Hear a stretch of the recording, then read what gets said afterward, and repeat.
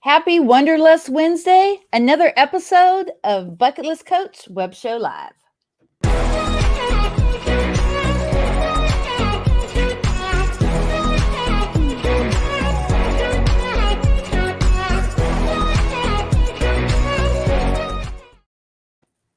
Welcome. This is your host, Cindy at Bucket List Coach Web Show Live. Make sure you go to Facebook, TikTok, and Instagram. Hit that like and follow button and go to YouTube at Bucket List Coach Web Show Live. So here's the deal, guys. If you subscribe and you comment, just go to 3nightgiveaway.com. I'll give you a 3-night hotel giveaway. And if you share this broadcast on Facebook, I actually will give you a 5-day, 4-night vacation in Mexico. So make sure you check out 3nightgiveaway.com. Really quickly, if you would like to comment on today's broadcast, please go to streamyard.com/Facebook. So both of the platforms marry and we could see your comment. So a little bit about me. My name is Cindy Lee. I am a travel agent and a full-time podcaster, and I created this web show so I could share what I'm doing, making the most of the dash. You may ask, what is making the most of the dash? So we have the day that we're born and the day that we pass away. What are you doing in between that time? So I love connecting with men and women all over the internet or even locally and get the word out about what they are doing to make the most of that dash and mark off that bucket list. So today I have my friend Cali O'Connor, Boston. How are you? Good. How are you, Cindy? So let's talk ballet. As I told you earlier, I'm having a Eat, Pray, Love paint party at my house on Friday. And I know nothing about the food. I know it's kind of it's Indonesian and very similar to Thai food, correct? There's some differences to Thai food. You would notice it from eating it. It doesn't have all those same flavors, but there's a lot of rice, meats, things like that. And then Bali in particular, they do cater to the Western tourists a bit. So they have like really nice fruits, fresh fruits. And yep, that's a picture of a smoothie bowl that I just sent Cindy that I had in Bali. So those are really popular and super delicious and healthy, and I think. So what are some of the things that you've done in Bali? I like exploring. So there are some real nice touristy hotspots. There are beach clubs and stuff like that. But for me, I prefer to get a little bit away from all of the people. I went to the northern part of the island and explored some waterfalls. So wow. Yeah. It's actually really affordable to hire a driver in Indonesia. So I was able to do that. I tend to travel alone. So I was by myself and I had a driver and he brought me all the way to northern Bali. And I went walking around and saw all these waterfalls. And it was really nice and peaceful and beautiful. I also took a cooking class through Airbnb experiences. Really delicious. So full. And then there's hiking and stuff like that. So it's really a beautiful place. So let's talk about the cooking class really quickly. Sure. Okay. I'm trying to remember. I just remember being stuffed. But we went to a family's home and they had all of the ingredients set up for us. And we had to help with the chopping and things like that. They had the biggest mortar and pestle I had ever seen in order to create, you had to do it standing up. And so you're just holding it above your head and grinding down herbs and spices to create the base for the sauces of the dishes. And then, we just assembled everything, put it all together. They cook nice food inside banana leaves and I was stuffed. And they sent little doggy bags with us to take home because there was just so much food. And did you stay in a hostel while you were in Bali? I stayed in a hotel bed and breakfast type thing when I was in Ubud. And then I did stay in a hostel actually when I stayed in Canggu. So what are your suggestions for my party for Friday? You think I could do a pulled pork, maybe a mango shrimp, something? What are your suggestions for that? I mean, that sounds delicious. And I was saying definitely go the fruit and the smoothie bowl route. I think that will never disappoint. And any like meat on a stick. That's really popular and delicious, like a satay, and Oh yeah, so definitely same. some rice, peanuts, stuff like that. No rice for me. Nope. Okay. It's so For you, good. yes. I've had like no dairy except for my whey protein, no rice, and being half Hispanic, I mean, rice was part of my life almost my whole life. But I'm good not having it. I mean, I That's have other amazing. things that satisfy my appetite. So, Awesome. but I actually have some coconut rice that's in the freezer right now. Oh, that sounds good. So let's talk about off the beaten path, Mexico, which is you're going to leave this weekend, right? Yeah, exactly. Yeah. So just a few days from now, I am heading to Oaxaca, Mexico. I should say I'm heading back to Oaxaca, Mexico, because I was there from November through February. And I came home for the birth of my niece. And so it's been lovely Oh, being home in Boston and seeing the baby. And she's so cute and sweet. And now heading back, it's just such an amazing city, full of, well, food. Like they have some really delicious food. The culture is incredible, and it just has like the nicest vibe. It just feels good to be there. So I'm excited to go back. well, awesome. I'm going to do a really quick plug for National Day Calendar. Guys, celebrate every single day, just like Kelly and I do. Make sure that you go to nationaldaycalendar.com. And today is Devil's Food Cake Day. There's also many other days and national weeks and months to celebrate. So make sure that you go to nationaldaycalendar.com. So let's talk about corporate arena and now living life. Yes. Okay. So to start, I can just tell you a little bit about my story and why this is like what I love to talk about now. But my background, I love life. My background is in chemical and biomolecular engineering. And like through my whole life, like I just knew that I needed to do well in school, go to college, get a job. And like that's just what people do. And I didn't know that there are any other possibilities at all. So that's what I did. And I graduated with a degree in engineering. I got a job. Didn't love the job, but I took the first job I got. And then I was offered another job, actually working in oil and gas down in Texas. And so it was completely different from my boring job. And I'm like, yeah, I would like to do that. Turns out working in oil and gas is a 24/7 business. It's extremely stressful and burnout is real. I would get phone calls like every second of the day through the night. When I was in the field, I'd have to get up out of bed and go. And later, when I was promoted to work in the office, I would still get phone calls all night long and have to get up out of bed and do work on my computer. And it just wasn't a sustainable lifestyle. It's not what I saw for myself. And like just as the days passed, I would get increasingly more burnt out, more frustrated. I never took responsibility for how I was feeling. I blamed everyone else. Like it's just kind of the path of like corporate America. And one day I was on vacation. I was able to finagle some extra vacation days because I had just worked for 30 consecutive days on call schedule with no days off. And I was in Australia and taking a scuba diving certification class. And every single person in that class was traveling. And I'm like, I have to go to work on next week. And you are planning like your flight to Thailand or to South Africa or wherever. And I'm like, I did not know this was a thing that people did. I had no idea that people traveled for more than like a week-long vacation or 2 weeks or whatever. And then once I found out it was possible, it's all I could think about. And so from that point, it was maybe about 4 months before I ended up quitting my engineering job. And I'm like, I'm going to go travel the world. And so I did. And so when I left my job, I just in my head, I didn't know there were any other possibilities. I'm like, I'll travel and then I'll get another job. And I'm like, okay, that's what I have to do because this can't last forever.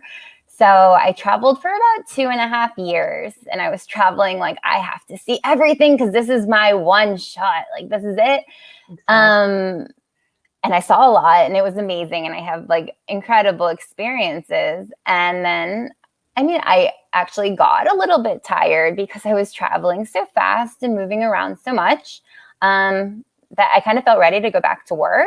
So I got a new corporate job. I transitioned industries completely from engineering to international education. And I really enjoyed that job, and it was a great fit. I got to travel a little bit for work. I liked the work that I was doing. And I mean, it worked until it didn't. I ended up taking a new job back in the engineering world, kind of an identity crisis a little bit. I identified as an engineer for some reason, but that job just didn't work out because it's not me. It's just not. So I did before I make any life decision, I'm like, I need to travel again. Yeah. Which ultimately brings us to the time of COVID, and ultimately made me reconsider everything that I've done in life thus far and what I want to be doing in the future. And my decision is that I understand corporate life, but maybe it's not for me.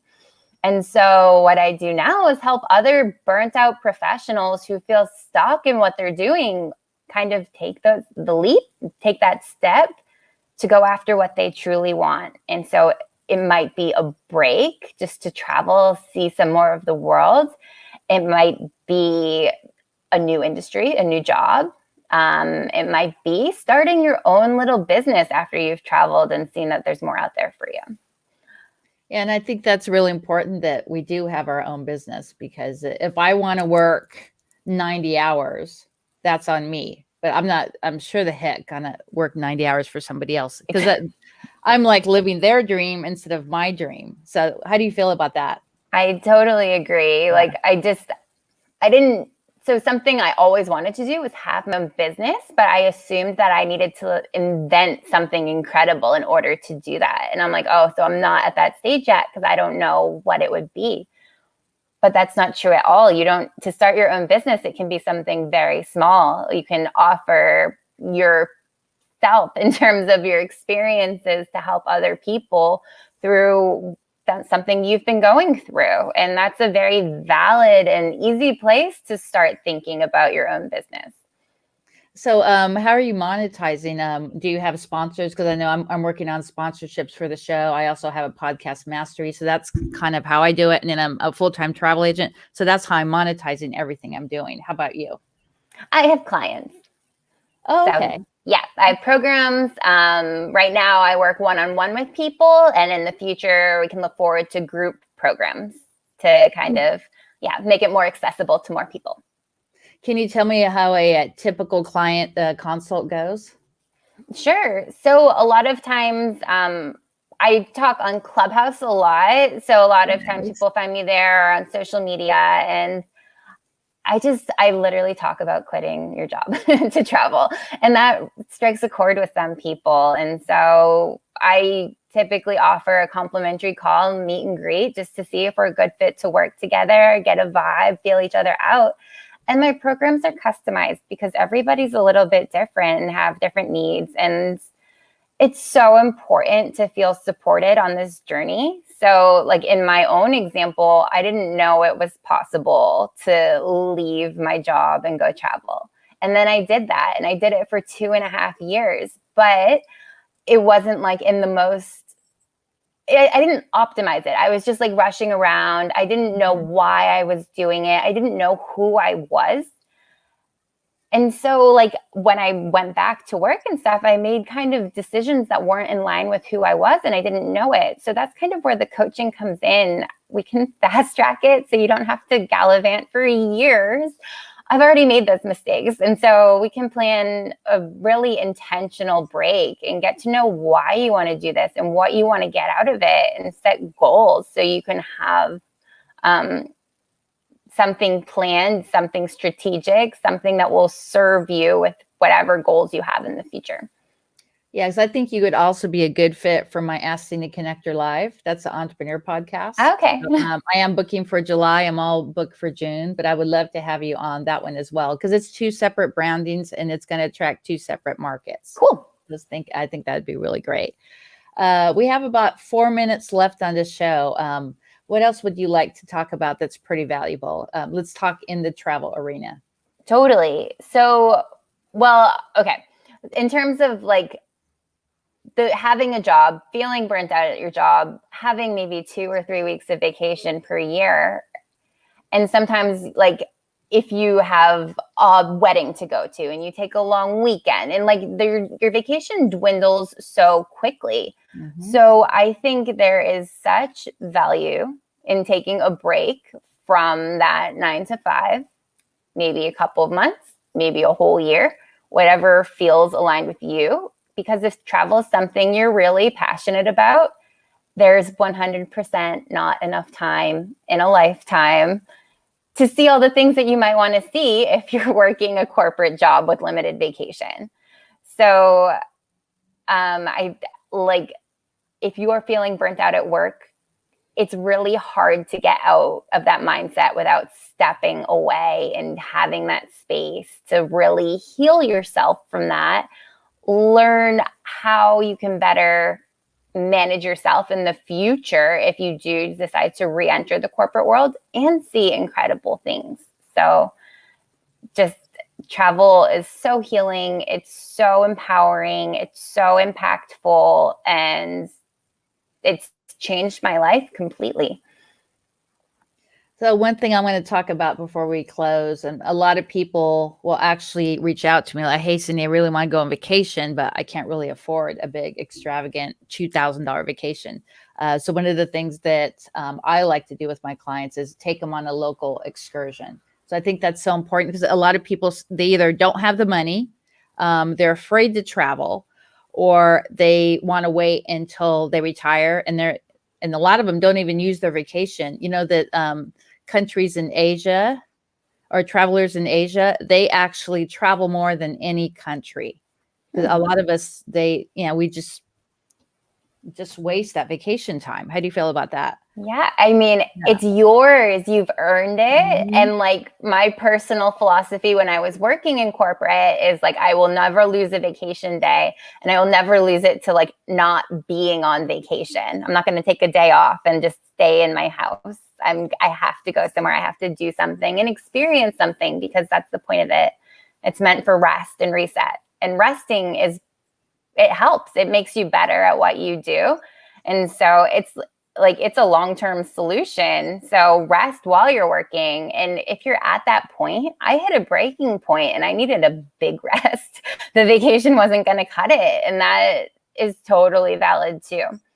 And yeah, in terms of budgeting, like anything can be planned for. So I love helping people with that as well, because we're not saying you need to go spend like thousands and thousands of dollars to fly across the world. Like if you want to, you can plan for it, but you don't have to do it tomorrow. So there are ways to look at the way you spend money. There are ways to look at like ways to cut back. There are ways to go places for cheaper. So there's solutions. It's not something that needs to hold you back. Exactly. And I mean, why wait? Because we really don't know when our last day is. I mean, today is so precious. Tomorrow's so precious. And there's ways to travel without having to worry about a big budget or saving all this money. And it's just so powerful to learn how to travel. Matter of fact, next on the show, I have the CEO of my travel agency. He's going to talk about some different things that we're doing within our agency. Cool. If you don't do it, you don't know when you're going to do it again. If you wait, I mean, I waited until I was 49 years old. I existed until I was 49 years old. And now I'm going to be 56. So SP Travel Groups is on. Hello, this is a really good topic. Thank you, SP. Make sure that you follow us, Bucket List Coach Web Show, and also the Travel Shifters. So one last tip and we'll close out. So I think this might have been my tip last time, but literally, if you're feeling hesitancy, like if there's something holding you back, like look into what the reason is that you're being held back. And chances are it's fear. And like fear is so easily overcomable by taking action. So once you do take that step outside of your comfort zone, it starts to get easier. That discomfort zone becomes your new comfort zone, and it just continues to grow and grow and grow. And it's so cool and empowering. and the world literally becomes open to you if you're willing to take those steps. Yes, the world is our oyster. Yeah. So I'm going to pop you in the green room. Okay. Make sure that you do a shout out to your sites really quick, and I'll put you back in. Oh, sure. So I talk about this topic every Thursday at 5 p.m. Eastern time on Clubhouse. You can find me at Travel Shifters. And also on Instagram, I post a lot of content on this, The Travel Shifters. And I have a Facebook group as well. You can search Travel Shifters, and would love to see you in there. Thanks. Thank you, girl. I'll see you there in a minute. Okay. Well, there you go, guys. Live your life to the fullest. You have 2 dates in the dash. Make the most of that dash, and definitely check out Kelly O'Connor. You can find her at the Travel Shifters and all social media. Also, her links are here in this chat. And remember, as always, every single day, find reasons to show gratitude to others. And make sure that you go to the YouTube. You're going to subscribe and comment. Then you're going to go to 3nightgiveaway.com. And the YouTube address is Bucket List Coach Web Show Live at where'scindynow.com. Shaka, baby. See you next time.